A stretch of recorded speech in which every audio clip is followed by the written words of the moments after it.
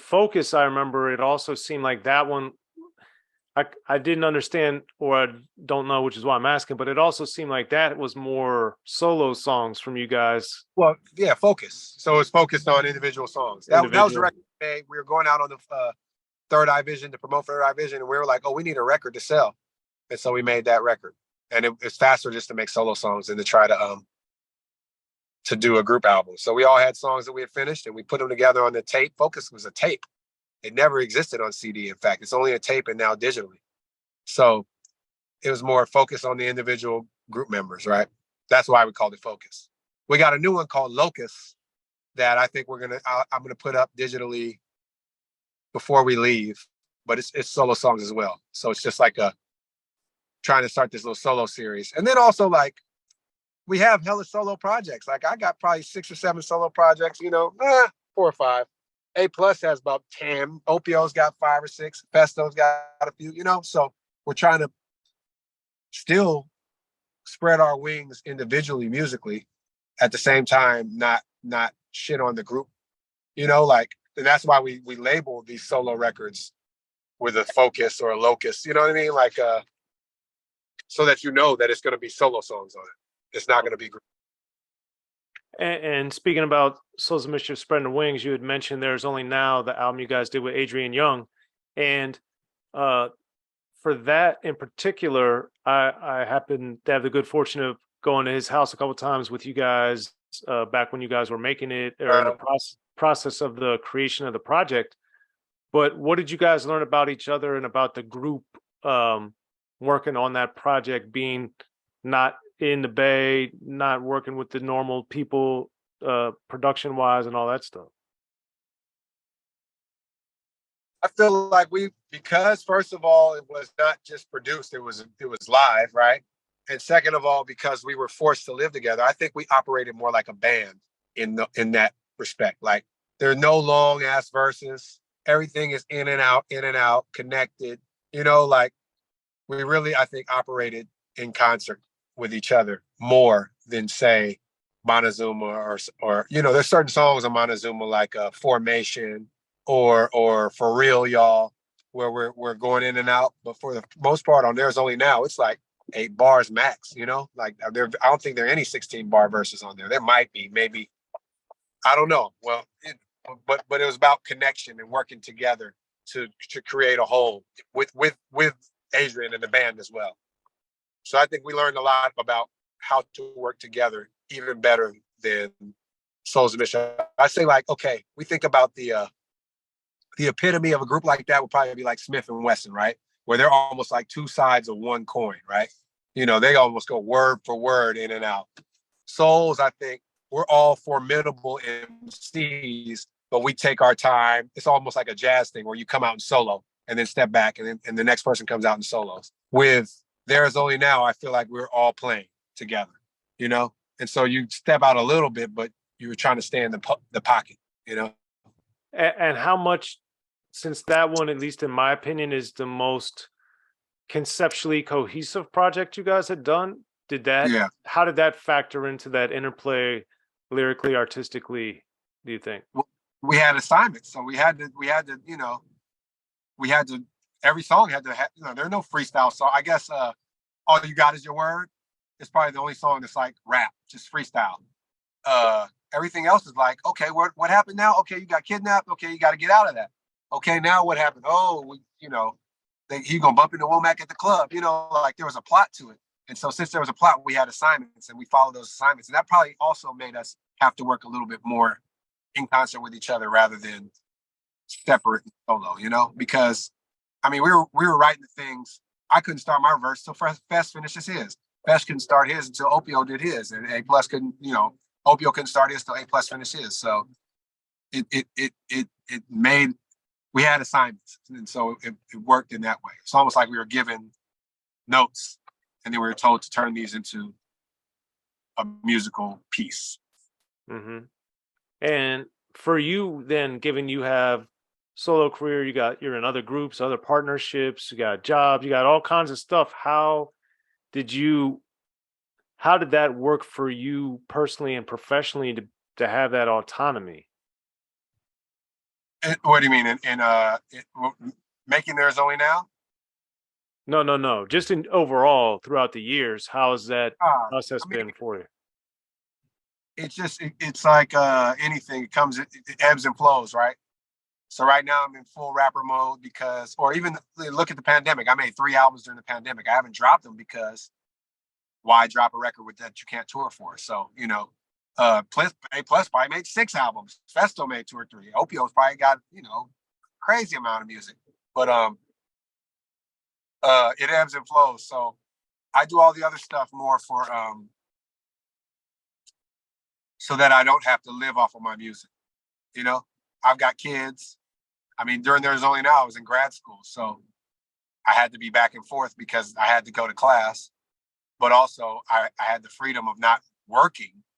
I was in school so that I could still use the section of my brain that was left after. And I was in grad school for architecture, so I'm drawing pictures all day. There's no thinking involved. I mean, there's design thinking, but not like critical. Well, there's critical design thinking as well, but I'm not writing essays. So just in general, I think it ebbs and flows. And I only create when I'm excited to create. I'm not one of those dudes that pushes through. I'm not one of those dudes that, hey, I'm going to write something every day. But fortunately, I'm a dad, so you got to be creative in your parenting in order to keep your kids motivated. I am an architect, so you got to be creative in your design stuff so that you're not just, you see the landscape. It's the same building over and over and over and over and over and over again. So I'm trying not to fall into that, even though that's what your clients often want. So, but it's creative. And then I'm in a band and I'm a solo artist. So when I say it ebbs and flows, it just flows to a different place of creation. It's not like I'm ever not being creative. I'm never stagnant, fortunately, but that has to do with my career choices and my options in life and what probably my drives are, and people talk to me like, you're a creative, or some people know me as a businessman. Some people know me as a creative. And I think that I'm probably lean towards the creative side. I think if I was a businessman, I'd be a lot richer, I don't think that I'm really cut for business the way people think I am. I just do what I like. And fortunately, other people like that too. People think I'm a great businessman. I got a jungle hotel that is a money pit. No, it's not. But you know what I'm saying, though, that I can, like what I like and what I'm into, I do, and I do it to death. But when it gets boring to me a little bit, I do something else that I like and I'm into. I don't ever have to deal with anything that I'm not into, ever. Like maybe some homework that my daughter, some algebra or something. But aside from that, like literally from 6 a.m. or 5 a.m. when I get up to pray or whatever, to the second I close my eyes, I'm working on creative endeavors that I love constantly. Well, that's what they say, man. When you do something you love, you're not really working. So Yeah, I feel that, man. Now, if only I could get paid for it. you and me both. Yeah, I feel you. I feel you. It's crazy. I'm feeling like this thing is almost over. This enterprise, not music. I'm talking about America. I'm just like, nobody's getting paid for anything. I mean, I guess the crypto guys are getting paid and software engineers and all that kind of stuff, but I feel like this bread is just drying up in general. Like it's difficult to get home loans, it's difficult to get auto loans, tuition is like everything is inflated and high. I'm like, is this the end? And I'm not trying to be negative. I just really don't see this as a sustainable enterprise on any level. So I'm doing what I love, and also with the hotel with Bliss Beach down there, I'm investing in something where I'm like, okay, if it goes all the way bad, at least I got a beach and 30 head of cattle and land to grow food and enough room to house my entire family. But like I feel like bread is just drying up everywhere, and I don't know where the money is going. I mean, we know where the money's going to the 1%, but it's not ending up. It's not trickling down. So that being said, how are you going to go on this around the world in 93 dates? That's more than 93 dates. Doing all these other, like, architecturally, like, how does that work? You can do it all on the road, or you taking a leave of absence? Like MacBook Pro. Yeah, I'm just gonna do it on the road.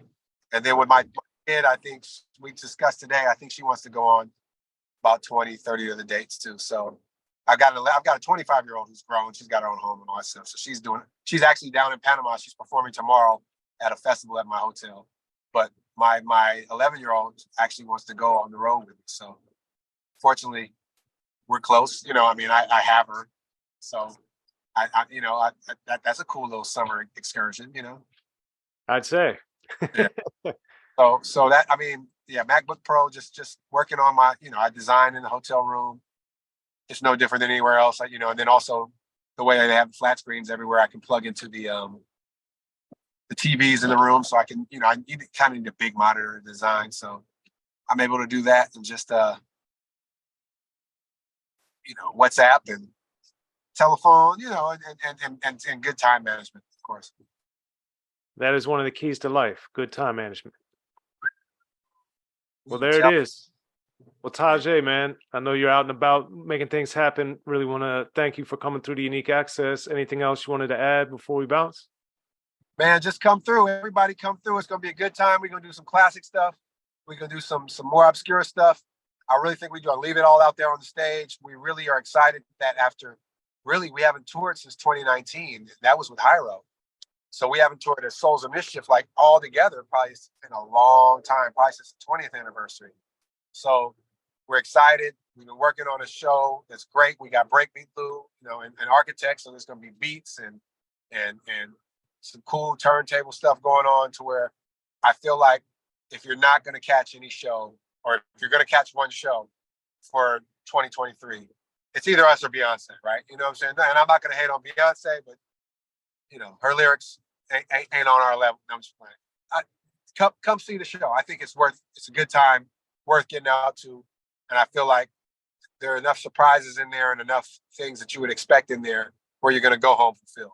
And, check us out, soulsmischief.com. There's no of. And check out my hotel, blissbeachpanama.com. Follow us on all the socials and keep messing with us. We got a lot of good stuff coming. I mean, we're working on sheet music for the album. We're trying to do some orchestra stuff, and really just keep pushing, that Till Infinity thing. Like, I don't feel like we're anywhere close. I feel like we're like halfway.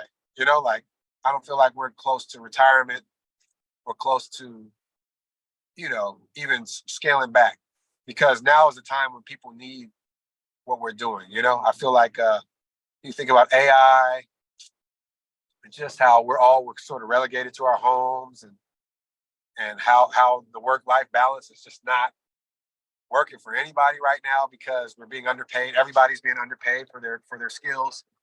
It's good to get out and see somebody who really loves what they do. It's the practitioners who really love what they do get business. So come see us. 93 dates, plus we're doing a world tour. So those who feel like they got missed, we're coming to see y'all probably in October and then December. But yeah, we appreciate like the fact that me and you, man, you've been doing this for forever, right? You know what I'm saying? Though, like, you're from that era, right? So the fact that we're still doing this and looking youthful and happy and loving it, this is not a drudgery or, some sort of something that we dislike doing. I feel like we're going in the right direction, right? And so let's just keep rolling in that direction. I mean, think about it this way, man. Hopefully we can be doing an interview in 30 years, man. 60 years to infinity. I hope so, man. I hope so. I'm doing my yoga, and I'm drinking my water, and trying to keep it so that we're able to do this. I mean, I want to be like the voice. I'm not really tripping off physically being present. And I think the way things are going with AI and all that kind of stuff, I think I can rap till my final days. As far as getting out there and really getting busy, we're going to see. This 93 days is going to be a test. But I feel like as far as breath control and all that, we're way better off than we were in our early 20s when we just got on the mic and yelled. Yeah, right. It's I was telling somebody yesterday, man, it's one thing to just put somebody on the basketball court. It's another thing to practice first and then go play basketball. It's a totally different. Totally different. Well, we've been rehearsing now for the last month and a half. I think I'm excited about the Lodge Room show in LA because it's like a primer. And then once we get overseas, I feel like we're really going to get our rhythm. And by the time we get back to the States, we won't be embarrassing ourselves, and it'll be like a well-oiled machine. And then, culminate with that Hyro Day and all the stuff towards the end of the year. Well, there it is. Well, Tajai, man, always great catching up with you, man. Sending you continued success as always. And hopefully I'll see you once or twice on the tour too. Man, I appreciate it. Yeah, hit us up. Let me know when you slide through. Hell yeah, man. Good to see you. All right, man. All right. Appreciate it. Peace.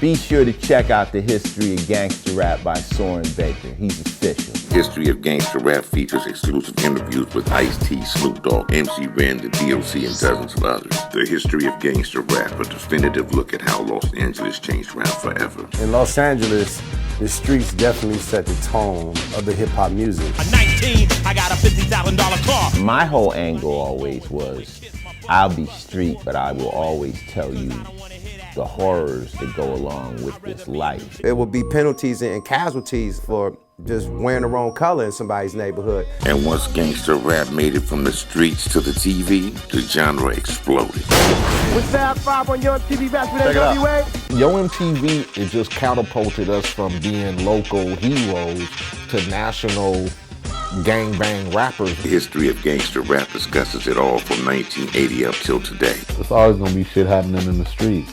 You know what I mean? So it's always gonna be something to talk about. The History of Gangster Rap in stores now.